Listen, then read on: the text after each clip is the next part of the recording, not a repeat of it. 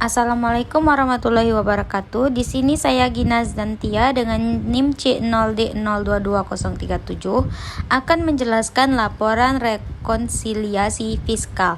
Baiklah teman-teman, kita akan memasuki ke slide pertama, yaitu rekonsiliasi koreksi fiskal adalah proses penyesuaian atas laba akuntansi yang berbeda dengan ketentuan fiskal untuk menghasilkan penghasilan neto atau laba yang sesuai dengan ketentuan perpajakan. Berikutnya, perbedaan laba fiskal dan laba komersial. 1. Beda tetap permanen difference. Beda tetap terjadi karena adanya perbedaan pengakuan dan beban menurut akuntansi dengan fiskal, yaitu adanya penghasilan dan beban yang diakui menurut akuntansi namun tidak diakui menurut fiskal ataupun sebaliknya.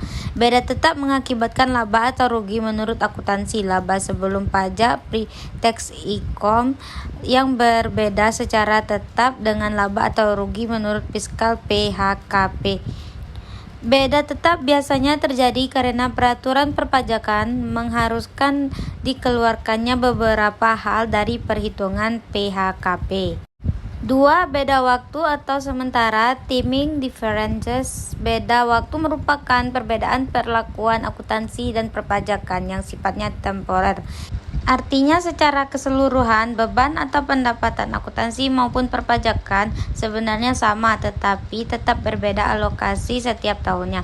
Beda waktu biasanya timbul karena perbedaan metode yang dipakai antara fiskal dengan akuntansi dalam hal 1. Akrual dan realisasi, 2. Penyusutan dan amortisasi, 3. Penilaian persediaan, 4. Kompensasi kerugian fiskal. Masuk ke slide berikutnya, koreksi positif dan negatif. Koreksi positif terjadi apabila laba menurut fiskal bertambah. Koreksi positif biasanya dilakukan akibat adanya sebagai berikut. 1. Beban yang tidak diakui oleh pajak non-deducible expense pasal 9 ayat 1 UU PPH. 2. Penyusutan komersial lebih besar dari penyusutan fiskal. 3. Amortisasi komersial lebih besar dari amortisasi fiskal. 4. Penyesuaian fiskal positif lainnya. Di slide berikutnya ada koreksi negatif. Terjadi apabila laba menurut fiskal berkurang. Koreksi negatif biasanya dilakukan akibat adanya hal-hal berikut.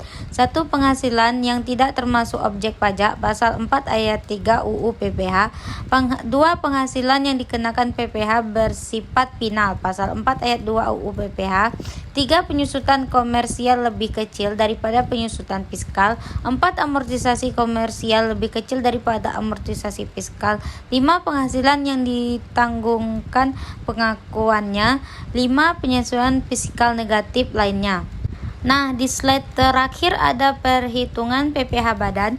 Sebagai subjek pajak dalam negeri, badan memiliki kewajiban untuk membayar pajak sejak saat didirikan atau berkedudukan di Indonesia. Kewajiban tersebut akan berakhir ketika badan dibubarkan atau tidak lagi berkedudukan di Indonesia. Untuk menghitung pajak yang dikenakan pada badan atas penghasilan yang didapatkan, mekanisme yang umumnya digunakan adalah 1. Perhitungan dan penghasilan kena pajak. 2. Perhitungan PPH terutang. Baiklah teman-teman, hanya itu yang dapat saya jelaskan tentang materi ini. Jika ada salah kata saya mohon maaf. Saya akhiri dengan wabillahi taufiq wal hidayah. Wassalamualaikum warahmatullahi wabarakatuh.